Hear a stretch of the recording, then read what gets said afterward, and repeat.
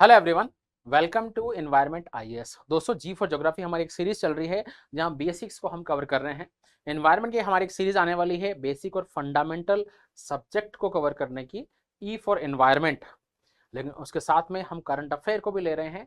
तो trending topic को the Hindu newspaper के आर्टिकल से आज का बहुत इंपॉर्टेंट टॉपिक आया है, which is warming of Indian ocean accelerate IITM study.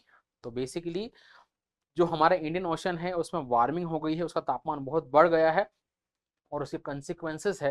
तो द हिंदू न्यूज़पेपर में ये आर्टिकल आया था, इसको हम कवर कर रहे हैं। Very interesting, very important. Basically इस आर्टिकल का मतलब क्या है और ये जानकारी क्या है, ये इसमें क्या न्यूज़ है। दोस्तों, हम जानते हैं कि कोई भी फ्लोरा और फोना यानी कोई प्लांट और एनिमल जो है, सबकी बॉडी एक सर्टेन टेम्परेचर रेंज में रहती है। जैसे बहुत ज़्यादा गर्मी अगर हो जाए तो हमें एसी की ज़रूरत पड़ती है, बहुत ज़्यादा सर्दी हो जाए तो हमें कंबल की ज़रूरत पड़ती है। क्यों ज़रूरत पड़ी? क्योंकि हमारी बॉडी बहुत ज़्यादा गर्मी और बहुत ज़्यादा सर्दी के लिए बनी नहीं है, तो हमें एक्सटर्नली उसको ऐसा एडजस्ट करना पड़ता है कि हम उस ऐसे एक्सट्रीम सिचुएशन में सर्वाइव कर पाएं। ये जो रूल है वो समुद्री जीवों और पौधों पर भी लागू होता है। आप कल्पना कीजिए कि समुद्र के तापमान जो है 5 डिग्री सेंटीग्रेड बढ़ा दिया है, 5 डिग्री सेल्सियस बढ़ गया है, तो समुद्र में रहने वाले छोटे छोटे जीव और बड़े जीव और पौधे, इन सब के जीवन को खतरा बढ़ जाएगा। तो इसलिए बहुत सेंसिटिव एटमॉस्फेयर में वो सारे जीव रहते हैं। ऐसे ही एक रिसेंटली घटना हुई है। हम ये जानते हैं ग्लोबल वार्मिंग, क्लाइमेट चेंज हो रहा है और इंडियन ओशन यानी हिंद महासागर का तापमान जो है 1.2 डिग्री सेल्सियस बढ़ गया है। भविष्य में ऐसा माना जा रहा है कि इंडियन ओशन का जो तापमान है 2100 तक जो है 1.7 डिग्री सेल्सियस या इसका डबल भी यानी 3.4 डिग्री सेल्सियस भी बढ़ सकता है। अगर टेम्परेचर इतना बढ़ गया तो हो सकता है कि समुद्र में महाविनाश आ जाए और बहुत सारे जीवों का जीवन खतरे में आ जाए। बेसिकली जब समुद्र का तापमान बढ़ जाता है तो हीट वेव की घटना होती है। हीट वेव किसको बोलते हैं? हम अभी जो है गर्मी के टाइम पर लू चलती है, तो लू क्या है? गर्म हवा। तो लू के थपड़े लगते हैं हमें, हम उसको हीट वेव कहते हैं। तो वो लैंड बेस्ड फिनोमिना है। ओशन के अंदर अगर पानी का तापमान बहुत बढ़ जाए और एवरेज टेम्परेचर से ज्यादा हो जाए तो इसको मैराइन हीट वेव या समुद्री लू कहते हैं। तो इस तरह का फिनोमेना जो है इंडियन ओशन में देखा जा रहा है। इसी को इस आर्टिकल में कवर किया गया है। तो कवर कर रहे हैं हम marine heat wave. The Indian Ocean had become warmer by 1.2 degrees Celsius from 1950 to 2020, and climate models expect it to heat up a further 1.7 to 3.8 degrees Celsius from 20 to 2100. Very important. While we are familiar with heat wave on land, marine heat waves are expected to increase tenfold from current average of 20 days to 220 to 250 days per year. तो basically हम जो है लू को जानते हैं या heat wave को जानते हैं, और अभी ओशन में अगर बात करें टेम्परेचर राइज की तो ये 20 दिनों तक रहता है लगभग, यानी कि मेराइन हीट वेव जो है लगभग 20 दिनों तक चलती है।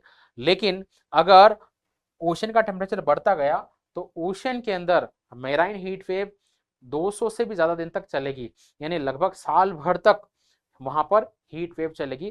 तो वहां रहने वाले फ्लोरा और फोना के लिए ये खतरा बन सकता है। तो इंडियन ओशन की ये हीट वेव की घटना है, हिंद महासागर की हीट वेव की ये घटना। What are marine heat waves? तो बेसिकली हीट वेव किसे कहते हैं?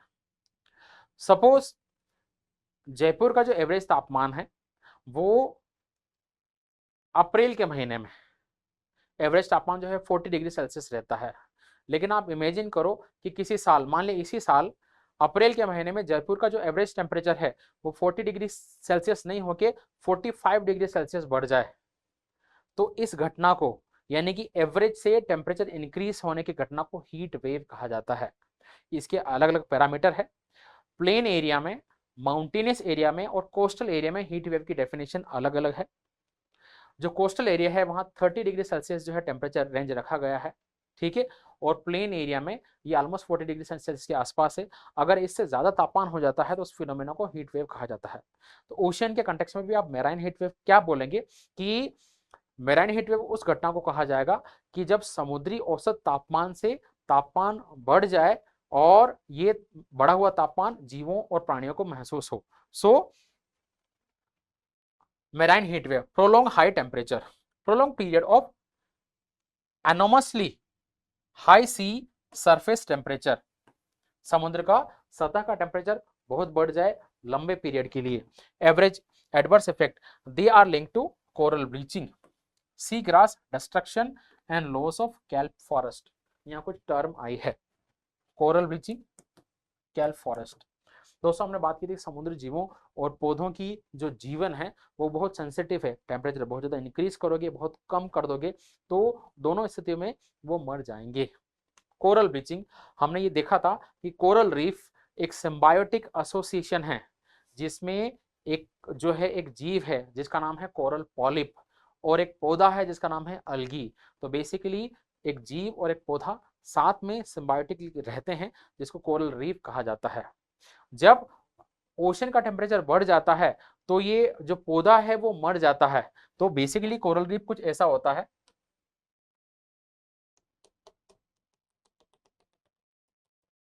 ये कोरल है और ये जो डॉटेड है ये अलगी है, ये एक एनिमल है और ये एक प्लांट है। तो कोरल रीफ में ये प्लांट और एनिमल दोनों साथ में सिम्बायोटिकली रहते हैं और एक दूसरे को बेनिफिट देते हैं। जब तापमान बहुत ज्यादा बढ़ जाता है तो ये अलगी जो है मर जाता है और सिर्फ ये जीव बच जाता है और ये एक कैल्शियम कार्बोनेट का बना हुआ एक स्ट्रक्चर बच जाता है, व्हाइट कलर का ये रहता है, इसको बोलते हैं कोरल ब्लीचिंग। तो जब समुद्री तापमान बढ़ जाता है तो कोरल ब्लीचिंग हो सकती है। दूसरा कैल्प फॉरेस्ट, समुद्र के अंदर आपने देखा होगा काई जो लगी रहती है ना जिसको अलगी बोलते हैं। तो बहुत सारी अलगी अगर एक साथ एक ही जगह पे हो तो उसको बोलते हैं कैल्प फॉरेस्ट। तो अलगी भी मर जाती है तो ये कैल्प फॉरेस्ट यानी अलगी का जो फॉरेस्ट है वो खत्म हो जाएगा। इसके साथ साथ में सी ग्रासेस यानी समुद्री ग्रास भी डिस्ट्रॉय हो सकती है।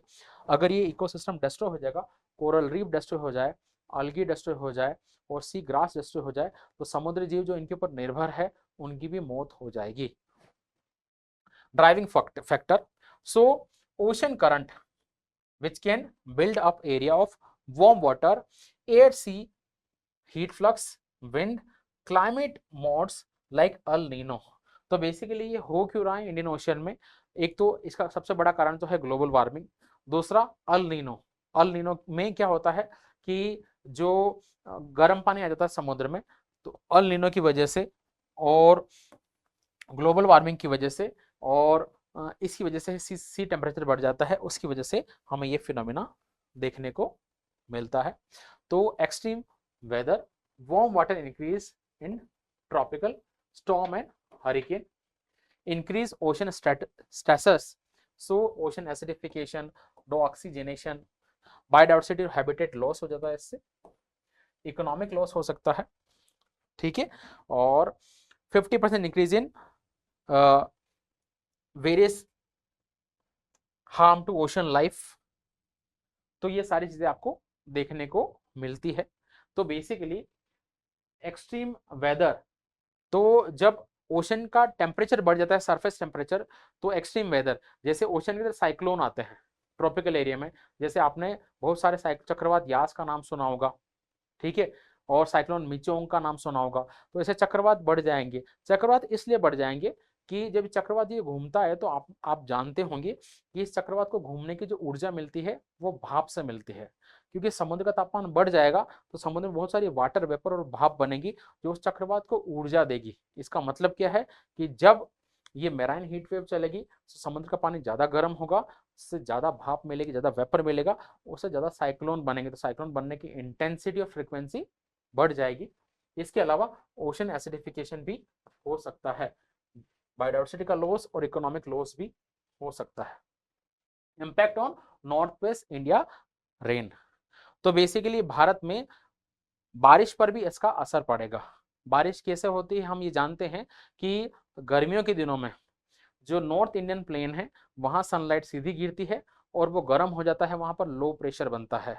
समुद्र के ऊपर जो है हाई प्रेशर बनता है, और समुद्र के ऊपर जो है सूरज की गर्मी की वजह से जो ये भाप है, पानी जो है भाप बन जाता है, वेपर बन जाता है, और उससे विंड के साथ वो वेपर आती है और बारिश होती है। इसका मतलब क्या है, बारिश होने का वाटर वेपर से कनेक्शन है। अगर ज्यादा वाटर वेपर बन रही है या मैराइन हीट वेव चल रहा है तो कहीं ना कहीं वो नेचुरल साइकिल है मानसून की, उसको अफेक्ट करेगा। तो इसका मतलब ये है कि मेराइन हीट वेव जो है बहुत सारे फिनोमेना को अफेक्ट करेगी। इससे साइक्लोन ज़्यादा बनेंगे, साइक्लोन की इंटेंसिटी ज़्यादा रहेगी। ये हमारे रेनफॉल को अफेक्ट करेगा, कहीं ज़्यादा रेन आएगी, कहीं कम रेन आएगी। इससे कोरल ब्लीचिंग होगी, इससे कैल्प फॉरेस्ट डिस्ट्रॉय होंगे, और इससे सी ग्रासेस डिस्ट्रॉय होगी। इसके साथ साथ में फिशिंग कम्युनिटीज़, फिशरीज भी अफेक्ट होगी, क्योंकि फिशेज की डेथ हो सकती है। तो बहुत सारे इसके लॉस है, बायोडाइवर्सिटी का भी लॉस इससे हो सकता है।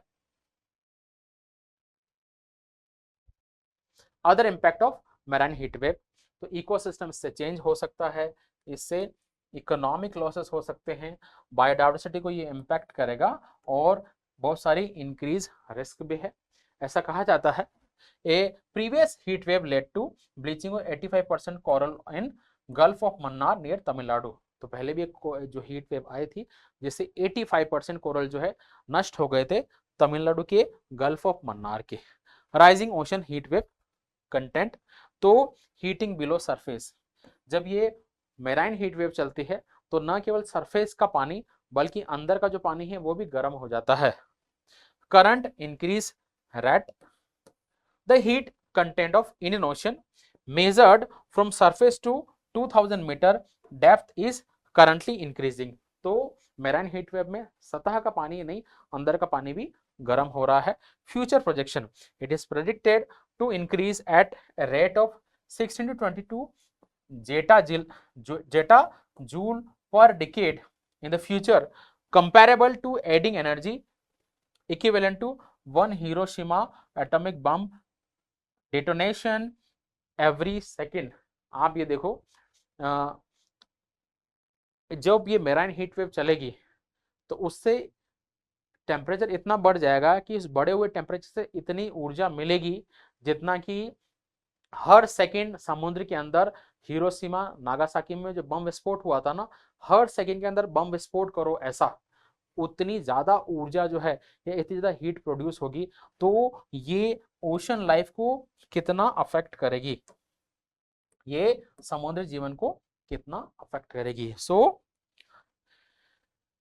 Adding to energy equivalent to one Hiroshima atomic bomb detonation every second, ऐसा लगेगा समुद्र के अंदर कि हर एक सेकेंड में हिरोशिमा का बम ब्लास्ट हो रहा है, इतनी ज्यादा ऊर्जा मिलेगी, इतना तापमान बढ़ जाएगा। तो इसके बहुत बड़े स्केल पर कॉन्सिक्वेंसेस है। Contribution to sea level rise, अब जब भी पानी गर्म होता है तो थर्मल एक्सपेंशन होता है जिसको बोलते हैं तापीय प्रसार। So sea level rise by causing the volume of water to increase cold thermal expansion। जब भी पानी गर्म होता है तो आप, जब भी हम पतीले में पानी गर्म करते हैं तो पानी क्या है, उबलता है, और उबलता है तो पानी ऊपर की तरफ उठता है। इसका मतलब जब मेराइन हीट वेव चलेगी तो सी लेवल राइज हो जाएगा, समुद्र का पानी ऊपर उठ जाएगा। जब भी समुद्र का पानी ऊपर उठता है तो आइलैंड, जो द्वीप बने हुए पानी के अंदर डूब जाते हैं, तो उनको भी खतरा है।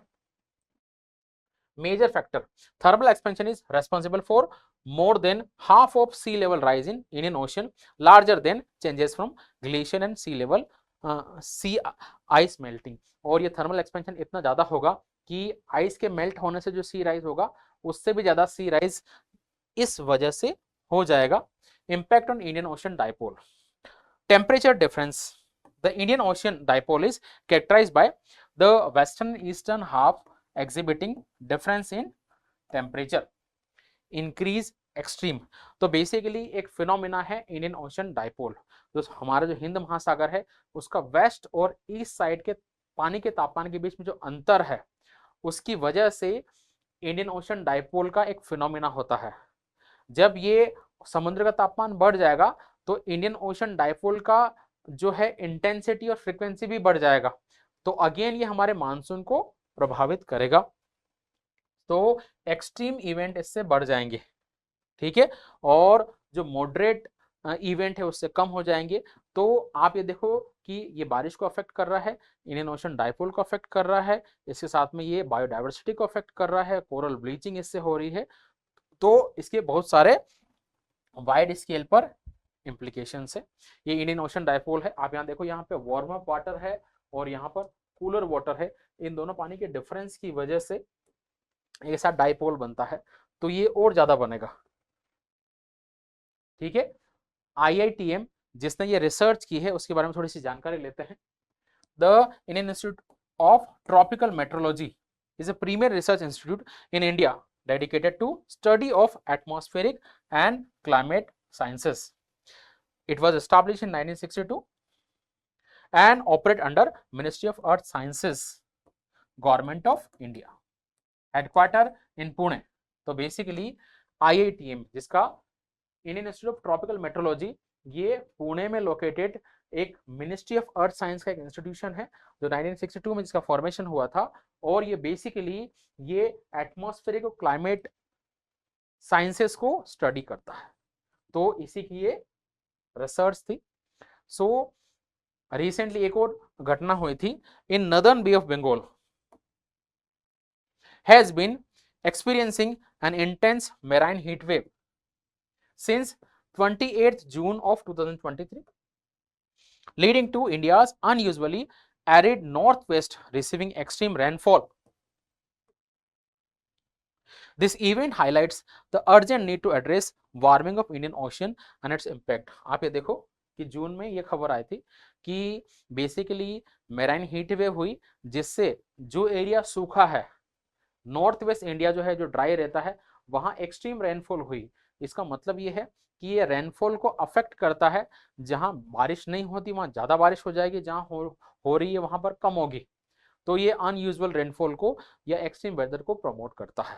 तो मेराइन हीट वेव का फिनोमेना जो है, हमें कोशिश करनी चाहिए कि जो मानवीय कारण हैं जिनकी वजह से ये फिनोमेना होता है उनको कंट्रोल किया जाए। Thank you very much. Like करें, शेयर करें, सब्सक्राइब करें।